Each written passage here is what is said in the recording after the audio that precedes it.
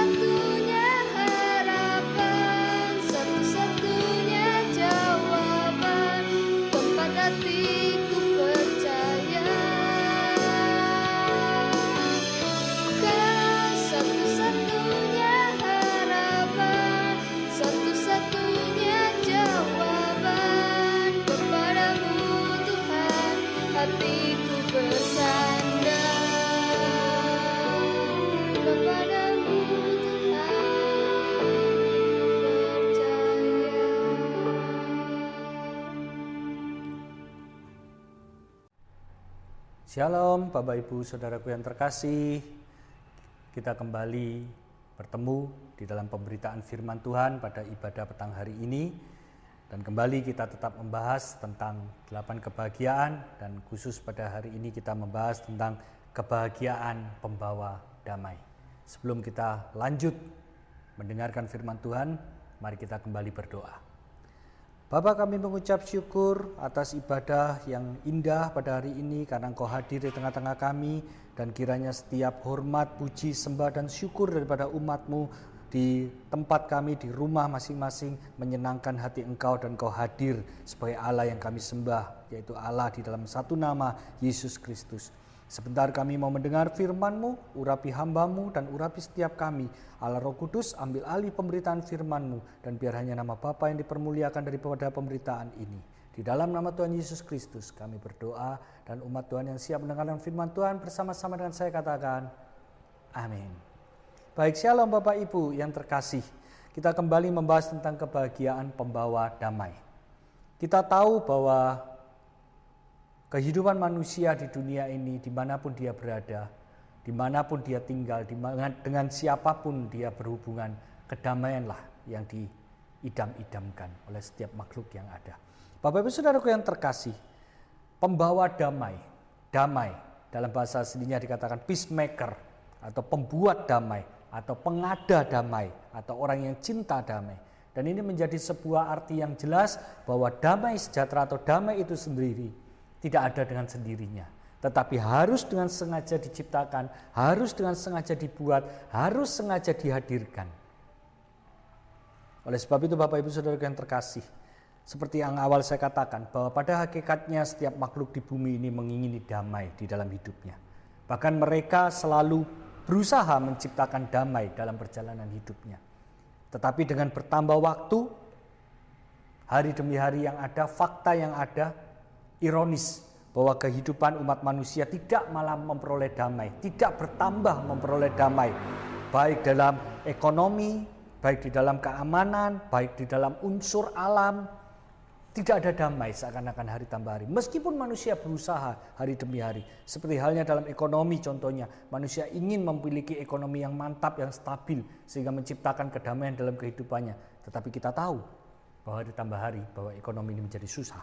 Demikian juga alam. Semua manusia ingin alam ini terjaga dengan baik. Manusia berusaha menjaga kedamaian dalam alam ini. Menjaga kebersihan, merawat hutan. Tetapi kita tahu faktanya hari tambah hari, alam pun semakin tidak bersahabat. Bapak Ibu Saudaraku yang terkasih, baik juga di dalam kewarganegaraan. Kita tahu setiap warga negara mengingini damai, supaya bisa hidup berdampingan satu sama lain. Tidak ada perang, tidak ada kebencian, tidak ada rasialis. Tetapi apa yang terjadi? Perang tetap, ras tetap, kebencian tetap. Bahkan manusia, saya katakan di sini, juga berusaha merancangkan kedamaian itu sendiri dengan membentuk sebuah lembaga-lembaga perdamaian untuk mewujudkan damai itu sendiri. Seperti halnya PBB.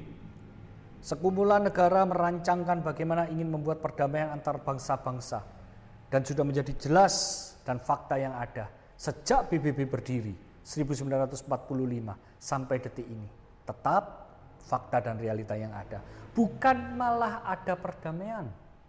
Bukan berarti PBB tidak bisa mendamaikan, tidak fungsi dengan baik. PBB berfungsi dengan baik. Manusia ingin mengadakan perdamaian. Tetapi pada faktanya di sisi lain, peperangan tetap ada, kebencian tetap ada. Bahkan dengan metode-metode dan cara-cara perdamaian yang diadakan oleh PBB untuk menciptakan perdamaian di dunia ini, tidak menambah dan tidak menghasilkan perdamaian itu sendiri. Di mana berbagai bentuk peperangan tetap terjadi. Baik perang biologi, perang ekonomi, dan perang politik yang ada. Bapak Ibu Saudara yang terkasih, dengan melihat ke dalam, bahkan kita mau melihat kembali lebih dalam, mungkin secara mikro kita melihat, baik di dalam lembaga-lembaga gereja nih, lembaga-lembaga keluarga, manusia berusaha untuk menciptakan perdamaian itu. Tetapi pada fakta yang ada, baik keluarga yang ada tetap ada pertengkaran di dalamnya. Baik gereja yang ada juga pada faktanya tetap terjadi kesalahan mengerti dan pandangan-pandangan yang berbeda. Sehingga muncul sebuah perdebatan dan muncul sebuah olok-olok dan muncul sebuah kebencian dan perpecahan. Bapak Ibu Saudara yang terkasih, keluarga juga demikian. Oleh sebab itu Bapak Ibu yang terkasih dalam Kristus Yesus, kita harus tahu mengapa ini terjadi. Kalau kita melihat lebih dalam arti dari perdamaian sendiri, perdamaian adalah sebuah konsep berpikir dari manusia, di mana setiap pemikiran memiliki pandangan-pandangan tentang keidealan tentang perdamaian. Di mana satu sama lain pastilah berbeda, pandangan yang dikatakan ideal terlebih dalam perdamaian. Di mana hal ini dipengaruhi oleh perbedaan arti dari keadaan ideal dari sebuah kebahagiaan, keadaan ideal dari sebuah kebebasan, keadaan ideal dari kesejahteraan. Setiap individu berbeda memiliki pola pikir. Dan inilah penyebab dari perdamaian itu sendiri sulit untuk terwujud. Dan teringat di dalam surat Yakobus pasal keempat ayat pertama sampai dengan ke-12 dikatakan di sana dengan jelas sebagai penyebab gagalnya perdamaian. Dari manakah datangnya sengketa dan pertengkaran? Bukankah datangnya dari hawa nafsu yang saling berjuang di dalam tubuhmu? Kamu mengingini sesuatu tetapi tidak memperolehnya. Lalu kamu membunuh iri hati tetapi kamu tidak mencapai tujuanmu. Lalu kamu bertengkar dan berkelahi. Yakobus menulis dengan jelas bagaimana gagalnya perdamaian. Oleh karena hawa nafsu. Dan dari fakta-fakta yang ada, yang saya mau katakan dan mau kita bahas lebih dalam pada malam hari ini, petang hari ini. Dari fakta-fakta yang ada, janganlah kita menyurutkan gairah kita untuk menjadi pembawa damai. Mari kita bangun kesamaan berpikir, kesamaan pemahaman tentang status kita sebagai pembawa damai, sebagai kebahagiaan. Mari kita buka bersama-sama di dalam Injil Matius pasal ke-5 ayat ke-9. Dikatakan di sana, berbahagialah orang yang membawa damai karena dia akan disebut anak-anak Allah. Bapak Ibu Saudaraku yang terkasih, untuk menyamakan kesamaan kita berpikir tentang pembawa damai sebagai sebuah kebahagiaan, yang pertama kita harus menyamakan dengan sebuah pertanyaan. Mengapa saudara dan saya, mengapa kita harus menjadi pembawa damai? Sebuah alasan inilah yang ketika kita mengerti dari sebuah alasan ini akan membentuk sebuah pemikiran dan pemahaman kita yang sama. Mengapa? Bukankah sudah cukup dengan percaya bahwa kita memiliki Tuhan yang hebat, Yesus Kristus sebagai Tuhan dan Juru Selamat menjadi hal yang khusus cukup bagi kehidupan iman kita. Tetapi mengapa kita harus menjadi pembawa damai? Yang pertama, mengapa kita harus menjadi pembawa damai? Mengapa saudara dan saya harus menjadi pembawa damai? Yang pertama dikatakan di sini karena penebus kita adalah Raja Damai. Haleluya. Sekali lagi saya katakan, yang pertama mengapa kita harus menjadi pembawa damai? Karena penebus kita adalah Raja Damai. Bapak Ibu Saudara yang terkasih, apabila kita mengerti bahwa penebus kita Raja Damai dan kita adalah umat ketebusannya, sudahlah pantas, sudahlah sepatutnya kita menjadi pembawa damai. Di dalam kitab Yesaya pasal ke-9 ayat ke-5 dikatakan di sana, sebab seorang anak telah lahir untuk kita, seorang putra telah diberikan untuk kita, lambang pemerintahan ada di atas bahunya dan namanya disebut orang Raja Damai. Haleluya. Yesus datang untuk menyelesaikan kekacauan di dunia ini oleh karena dosa. Dosa saudara dan saya. Yesus datang untuk menyelesaikan kekacauan ini. Yesus datang untuk memberikan perdamaian atas kekacauan yang sudah kita lakukan oleh sebab dosa saudara dan saya. Dan dikatakan dengan jelas bahwa penebus kita adalah Raja Damai. Di mana Yesus sendiri datang untuk menjadi pendamai bagi umat manusia dengan Allah. Itu yang pertama. Apabila hidup kita sudah didamaikan dengan Sang Pencipta, otomatis damai sejahtera itu ada di dalam diri saudara dan saya. Dan dikatakan juga di mana dahulu kita sebagai hamba dosa dan sekarang kita telah menjadi hamba Kristus. Kristus sendiri adalah Raja Damai. Dahulu kita menjadi hamba dosa, hamba yang senantiasa menciptakan kekacauan, hamba yang senantiasa menciptakan peperangan, kebencian dan pembunuhan karena ada di dalam dosa. Kini, oleh karena kasih karunia di dalam Yesus Kristus sebagai Raja Damai, kita menjadi hamba Kristus. Dulu kita menjadi dosa, sekarang kita menjadi hamba Kristus. Dulu kita menjadi hamba kejahatan, sekarang kita menjadi hamba damai, hamba Raja Damai. Sudah sepatutnya apabila kita memahami hal ini menjadi dasar dalam pemikiran kita. Sudah sepatutnya kita mendukung, kita menjadi bagian dari rencana Allah, yaitu pembawa damai. Dengan cara mengkabarkan bahwa Yesus Kristus adalah perantara pendamaian yang telah dikorbankan untuk mendamaikan manusia dengan Allah. Itu merupakan cara pertama yang mungkin bisa kita lakukan sebagai pengkabar kabar baik. bahwa di dalam Yesus Kristus ada damai sejahtera, ada pendamaian antara manusia dan Allah. Sehingga kehidupan kita ke depan, kehidupan manusia ke depan dengan dasar pengertian seperti ini berusaha menjadi pembawa damai. Sebuah status tidak dapat dimengerti atau tidak akan dapat dikerjakan tanpa sebuah pemahaman yang benar. Sebuah status tanpa pemahaman yang benar tidak akan menjadikan hasil yang maksimal. Apabila kita memiliki pemahaman yang benar bahwa saudara dan saya memiliki penebus Raja Damai dan sudah sepatutnya kita menjadi pembawa damai, maka hasil yang harus kita kerjakan, saudara dan saya adalah pembawa damai. Di dalam 1 Yohanes pasal kedua, ayat kedua sampai dengan ketiga dikatakan demikian firman Tuhan. Dan ia adalah pendamaian untuk segala dosa kita, dan bukan untuk dosa kita saja, tetapi juga untuk dosa seluruh dunia, dikatakan di sana. Jadi kita menjadi pembawa damai bukan hanya untuk diri kita sendiri, tetapi juga untuk dunia. Karena Raja yang menebus dosa saudara dan saya adalah Raja Damai, Yesus Kristus. Dan dikatakan pada ayat itu, dan inilah tandanya. Nah ini yang harus kita tahu, bahwa kita mengenal Allah, yaitu jikalau kita menuruti perintah-perintahnya. Apabila kita mengenal Allah, apabila kita mengamini bahwa kita sudah ditebus oleh darah yang mahal di dalam Yesus Kristus, sudah sepatutnya kita menuruti perintah-perintahnya, yaitu menjadi pembawa damai. Dengan memahami bahwa kita sudah mendapat pendamaian oleh Raja Damai dari segala dosa, maka hendaklah kita berusaha untuk tidak berbuat dosa kembali. Ini yang harus perlu kita garis bawahi. Ketika kita tidak menyadari bahwa kita sudah mendapat pendamaian dan kita tetap berbuat dosa, maka kekacauan-kekacauan yang ada akanlah tetap kembali terjadi. Dan pendamaian atau perdamaian itu sendiri tidak akan terwujud.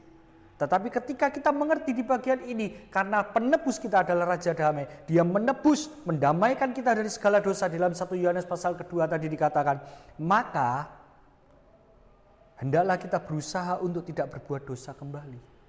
Mengapa? Karena dosa adalah akar dari hilangnya perdamaian. Saya katakan kembali. Karena dosa adalah akar dari hilangnya perdamaian. Baik damai di dalam diri kita sendiri maupun damai di luar diri.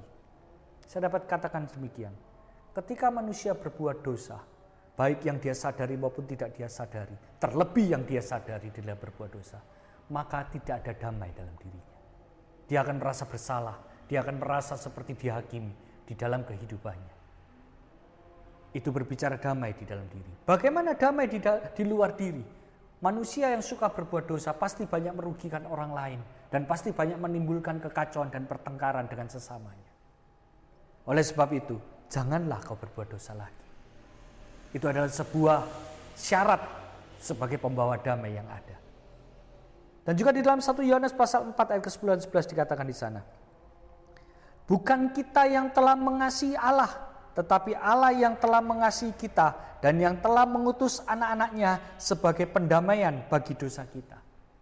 Ini menjadi hal yang jelas bahwa kita menjadi pembawa damai bukan kehendak kita, bukan keinginan kita, tetapi itu adalah kehendak Bapa untuk kita lakukan karena kita bukan lagi hamba dunia, hamba dosa, tetapi kita hamba Raja Damai.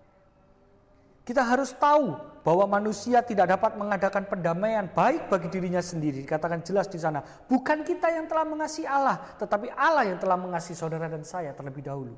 Kita harus tahu bahwa manusia tidak dapat mengadakan pendamaian baik bagi dirinya sendiri ataupun terhadap Allah. Dan ini semata-mata hanya oleh karena kasih karunia, hanya oleh karena kasih Allah sendiri. Garis bawahi, hanya oleh karena kasih Allah sendiri dan kehendaknya yang sudah berkenan mengasihi saudara dan saya. Maka menjadi sebuah kesimpulan bagi setiap perbuatan kita, baik terhadap sesama ataupun Allah sebagai pembawa damai.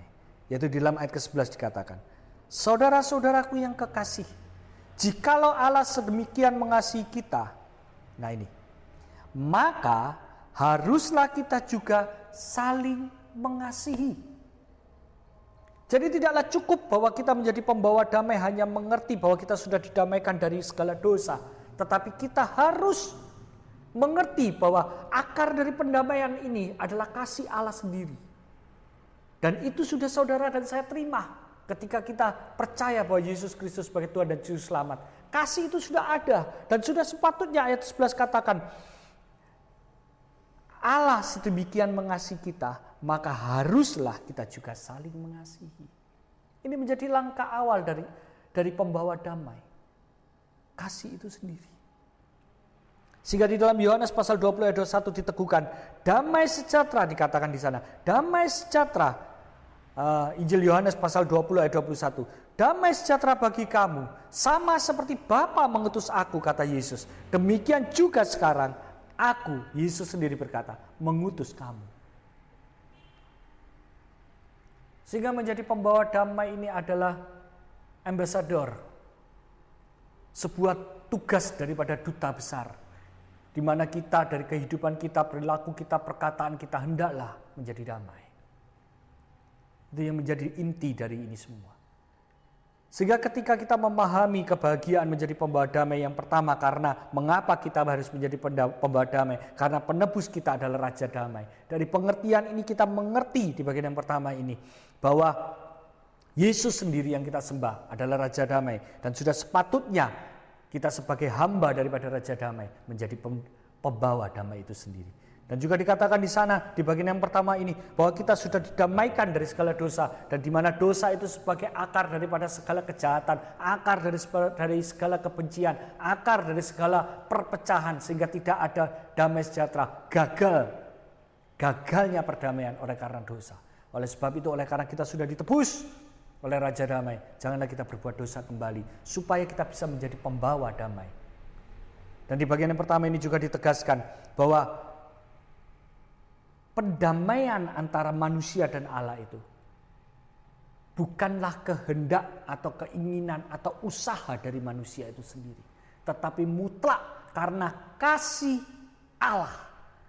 Sudah sepatutnya Allah sudah mengasihi saudara dan saya dengan sedemikian rupa. Sudah sepatutnya kita mengasihi sesama, dan kasih menjadi dasar dari perdamaian. Bagian pertama kita sudah bisa lalui. Sekarang kita masuk bagian yang kedua dengan pertanyaan yang tetap sama. Mengapa kita harus menjadi pembawa damai? Yang pertama karena penebus kita adalah Raja Damai, dan yang kedua adalah memperoleh perkenanan Allah. Di dalam kitab Roma pasal 14 ayat 18a dikatakan supaya kita memperoleh perkenanan Allah dengan melayani dengan cara menjadi pembawa damai. Kita memperoleh perkenanan Allah. Sehingga ketika kita memperoleh perkenanan Allah, kita dapat disebut anak-anak Allah. Bapak Ibu Saudara terkasih, di dalam Roma pasal 14 ayat ke-19 dikatakan dengan jelas. Mengapa kita harus memperoleh perkenanan Allah dengan menjadi pembawa damai? Di sana dikatakan di dalam ayat ke-19. Berguna membangun kerajaan Allah di muka bumi sebagai perkenanannya. Sehingga di dalam hal ini ketika kita memberi diri menjadi pembawa damai, kita sedang membangun kerajaan Allah di muka bumi ini. Ketika kita bersama-sama dengan Roh Kudus membangun kerajaan Allah di muka bumi ini, itu memiliki arti kita sedang melakukan, sedang membantu, sedang berpartisipasi, sedang menjadi bagian di dalam pekerjaan Allah. Dan otomatis berkenan di hadapan Allah. Dan di dalam ayat 20 dikatakan, dan dikatakan supaya kita tidak menjadi, di dalam ayat 20, menjadi perusak bagi pekerjaan Allah yang sudah dikerjakannya melalui pengorbanan putranya yang tunggal untuk menjadi pendamai bagi dunia. Allah sudah bekerja sedemikian rupa. Allah sudah sedih. Sudah betul-betul kehilangan putranya yang tunggal untuk dikorbankan, untuk menjadi pendamai bagi dunia ini. Dan itu terjadi 2000 tahun yang lalu. Apabila saudara dan saya pada petang hari ini tidak memahami dengan dasar yang benar, kita hari demi hari tetap berpegang pada egosentris kita, pada kehendak kita sendiri, pada kedagingan kita sendiri, pada dosa yang ada, dan kita tetap menghidupinya. Kita sedang menjadi perusak pekerjaan Allah. Apa yang sudah dikerjakan Allah? Damai sejahtera. Karena kita sudah didamaikan dari segala dosa oleh karena penebusannya di dalam Yesus Kristus. sebagai Raja Damai. Kita sudah peroleh damai. Tetapi apabila kita tidak mempertahankan dan memelihara itu dan kita tidak menjadi pembawa damai, sebetulnya kita sedang merusak pekerjaan Allah. Dan pastinya saya katakan kita tidak berkenan di hadapan Allah.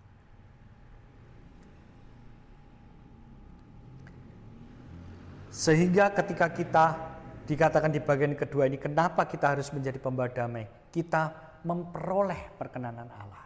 Dengan menjadi pembawa damai, kita sedang tidak merusak pekerjaan Allah, tetapi kita sedang membantu pekerjaan Allah.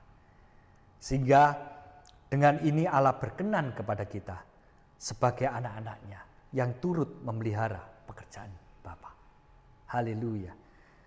Di bagian yang kedua ini yang berbicara tentang mengapa kita harus menjadi pembawa damai, bagian kedua ini untuk memperoleh perkenanan Allah. Di dalam Galatia pasal ke-5 ayat 22 juga dikatakan, perkenanan Allah kepada setiap orang percaya, terlebih kepada setiap kehidupan iman orang percaya, yaitu iman saudara dan saya, adalah menghasilkan buah roh. Galatia pasal 5 ayat 22 mengatakan bahwa buah roh adalah damai sejahtera, dan damai itu sendiri adalah buah roh. Dan ketika kita di dalam kehidupan beriman kita mengerjakan itu dan kita menghasilkan buah dalam iman kita, yaitu damai, maka kita berkenan di hadapan Allah. Haleluya. Dan ini juga menandakan, saya menemukan di dalam Yohanes pasal ketiga ayat ke-6, selain daripada damai itu sendiri adalah buah roh, kehidupan beriman yang menghasilkan buah roh adalah kehidupan yang berkenan kepada Allah. Dan ini juga menandakan bahwa hidup orang percaya adalah hidup yang dipimpin oleh roh. Dan hidup yang dipimpin oleh roh adalah kehidupan yang berkenan di hadapan Allah. Dan itu adalah kehidupan pembawa damai. Di dalam Yohanes pasal ketiga ayat ke-6 dikatakan, apa yang dilahirkan dari daging adalah daging, dan apa yang dilahirkan dari roh adalah roh. Bukankah buah roh hanya dilahirkan daripada pekerjaan roh itu sendiri? Dan ketika kita bergumul bersatu menjadi satu bersama-sama dengan Roh Kudus bekerja di dalam iman, dan kita menghasilkan buah, yaitu damai itu sendiri. Itulah yang menyenangkan dan berkenan di hadapan Allah. Mengapa kita harus menjadi pembawa damai? Memperoleh perkenanan Allah yang kedua. Yang pertama dikatakan mengapa kita menjadi pembawa damai? Karena penebus kita adalah Raja Damai. Dan yang kedua, mengapa kita menjadi pembawa damai? Karena untuk memperoleh perkenanan Allah. Dan yang ketiga terakhir, memperoleh hormat manusia. Di dalam Roma 14 ayat 18b dikatakan, selain memperoleh perkenanan Allah, memperoleh hormat daripada manusia. Amsal pasal ketiga ayat 27 sampai dengan 25 mengatakan dengan jelas, membeberkan dengan jelas bagaimana ayat 27 sampai dengan 34 sebagai bentuk tindakan sebagai pembawa damai, di mana saling mengasihi, tidak membenci dan lain sebagainya, dan dalam berperilaku terutama di dalam hidup ini. Ayat 27 sampai 34 sebagai bentuk tindakan sebagai pembawa damai dalam berperilaku dalam hidup. Sehingga dalam ayat 35 dikatakan dengan jelas sebagai upah yang dituai, yaitu mewarisi kehormatan. Saya dapat gambarkan demikian di dalam Amsal pasal ketiga ayat 27 sampai 35. Mungkin kita diajar oleh orang tua kita bahwa kita harus berbuat baik kepada banyak orang, berbuat menolong kepada banyak orang, sehingga ketika kita memerlukan pertolongan, banyaklah orang yang menolong. Atau dalam peribahasa yang sederhana dikatakan, gajah mati meninggalkan gading, harimau mati meninggalkan belangnya. Demikian kehidupan orang percaya seharusnya menjadi pembawa damai. Dan ketika kita sudah tiada di dunia ini, maka hormat itu diwariskan kepada anak-anak dan cucu kita. Sehingga orang melihat itulah anak-anak orang-orang pembawa damai, yaitu saudara dan saya. Amin. Itulah cucu-cucu orang-orang pembawa damai, yaitu saudara dan saya. Amin. Sehingga dari kata pembawa damai ini membentuk sebuah bingkai yang besar. Itulah anak-anak orang-orang yang percaya kepada Yesus Kristus sebagai Raja Damai. Hidupnya menjadi pembawa damai. Itulah cucu-cucu anak-anak orang-orang yang percaya kepada Yesus Kristus Raja Damai, yang hidupnya membawa damai, memperoleh hormat dari manusia. Haleluya. Dan diperjelas di dalam Amsal pasal 20 ayat ketiga. Terhormatlah seseorang jika ia menjauhi perbantahan. Bukankah perbantahan adalah akar daripada pertengkaran? Bukankah perbantahan adalah akar dari kebencian? Bukankah perbantahan adalah akar dari gagalnya perdamaian? Dikatakan lagi, tetapi setiap orang bodoh membiarkan amarahnya meledak. Perbantahan menyebabkan amarah, dan amarah menyebabkan pertengkaran, dan pertengkaran menyebabnya gagalnya perdamaian. Akankah kehidupan saudara dan saya di dalam iman dalam Yesus Kristus sebagai Raja Damai, kita tidak membawa damai? Apabila kita tidak mau menjadi pembawa damai, sudah pasti tidak ada hormat bagi kita, tidak ada hormat bagi anak dan cucu kita, baik dari manusia, baik perkenanan dari Allah. Sehingga bagian ini jelas kenapa kita harus menjadi pembawa damai. Yang pertama dikatakan tadi, saya mau ulang, mau review di sana. Yang pertama dikatakan, mengapa kita harus menjadi pembawa damai? Karena penebus kita, Yesus Kristus adalah Raja Damai. Dan yang kedua, mengapa kita menjadi pembawa damai? Karena kita harus memperoleh perkenanan Allah sebagai pembawa damai itu sendiri. Dan yang ketiga, kita juga memperoleh perkenanan manusia atau hormat manusia. Haleluya, puji nama Tuhan. Bapak Ibu Saudaraku yang terkasih, saya mau menutup khotbah pada petang hari ini dengan sebuah kesimpulan. Saya mau membagikan sebuah cerita, di mana cerita ini saya mau beri judul Nobel bagi Albert Einstein dan Charlie Chaplin. Haleluya. Bapak Ibu, kalau berbicara Nobel adalah sebuah penghargaan untuk keberhasilan seseorang atau karya daripada seseorang. Tetapi pada cerita ilustrasi ini mungkin adalah perbedaan yang menonjol dari karya atau hasil karya dari seseorang, yaitu Albert Einstein dan Charlie Chaplin.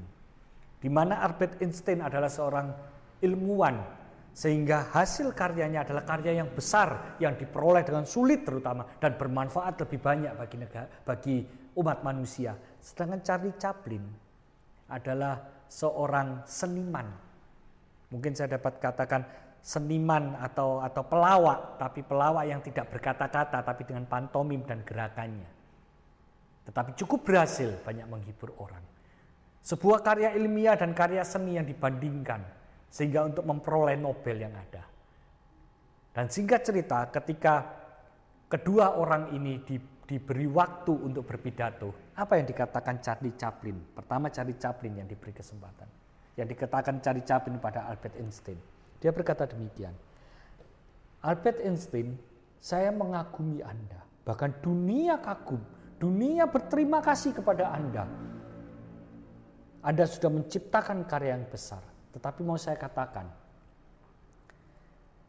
meskipun banyak orang yang tidak memahami sepatah kata pun yang keluar dari ucapan Anda, tetapi dunia kagum akan hasil karya Anda.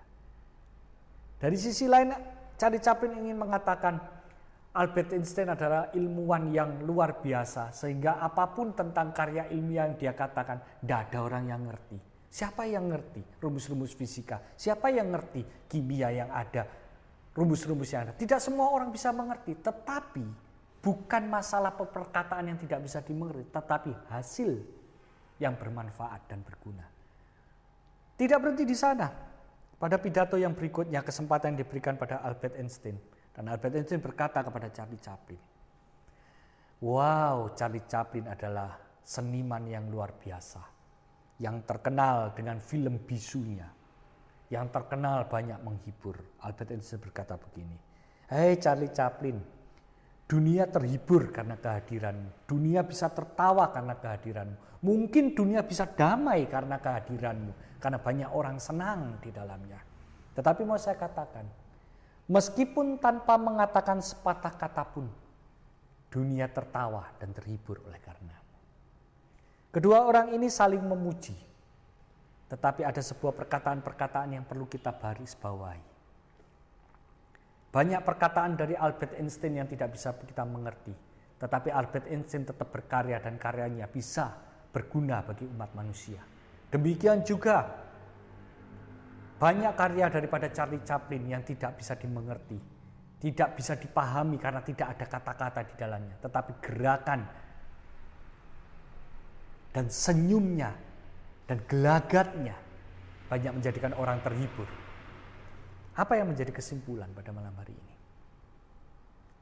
Tetaplah kerjakan kebaikan bagi banyak orang, meskipun tidak semua dapat memahami maupun menghargai kebaikanmu.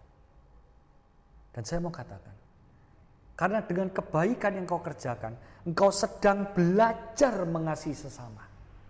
Engkau sedang belajar mengasihi sekitarmu. Karena tidak akan ada perdamaian tanpa kasih. Tidak akan ada perdamaian tanpa kasih. Kasih menjadi dasar daripada perdamaian. Seperti halnya Allah mengasihi kita terlebih dahulu. Allah mengasihi saudara dan saya terlebih dahulu. Sehingga kita mendapat pendamaian dari segala dosa. Mendapat pendamaian diri kita dengan Allah. Demikian dengan dunia. Mengapa perdamaian tidak pernah terwujud? Karena kehilangan kasih.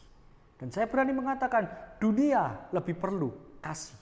Kasih saudara dan kasih saya. Kepada semua sesama, tidak memandang agama, tidak memandang strata, tidak memandang status ekonomi, tidak memandang siapa engkau berkulit hitam atau putih, tetapi kasih yang tulus dengan memberikan kebaikan kepada banyak orang, maka perdamaian itu terjadi. Bukan masalah kepandaian daripada Albert Einstein yang lebih hebat dalam berkarya daripada Charlie Chaplin yang hanya tampangnya yang bodoh, tetapi dari dua orang ini pada intinya dunia terhibur dan dunia memperoleh manfaat.